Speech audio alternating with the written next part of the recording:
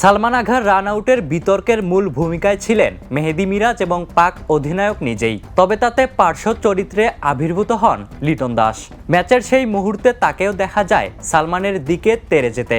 Match শেষে অবশ্য এই ব্যাটার জানিয়েছেন, সালমানের রান আউটের ঘটনায় খেলাধুলার চেতনা বিরোধী কিছুই দেখেননি তিনি। বাংলাদেশ পাকিস্তান ওয়ানডে সিরিজের দ্বিতীয় ম্যাচে আলোচিত রান আউটের ঘটনায় আবারও আলোচনায় ক্রিকেটের আইন ও স্পোর্টসম্যান স্পিরিটের প্রসঙ্গ। শুক্রবার ওই রান আউটের পর মাঠে উত্তাপ ছড়ায়। আউট করার পর মিরাজ সহ কয়েকজন বাংলাদেশি ক্রিকেটারের সঙ্গে বাক্য বিনিময়ে জড়িয়ে পড়েন সালমান। ড্রেসিং রুমে ফেরার সময় সালমানকে কিছু একটা বলতে দেখা যায়। সে সময় লিটনকে অনেকটা এগিয়ে যেতেও দেখা যায় তার দিকে। রিজন অবশ্য পরিস্থিতি শান্ত করার চেষ্টা করেন।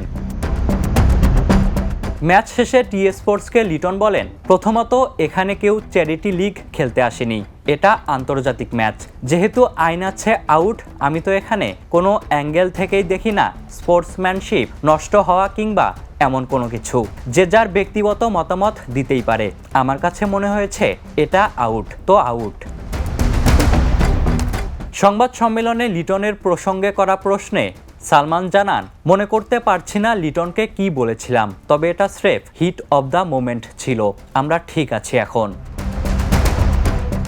Ishtiaq Mahin, the news.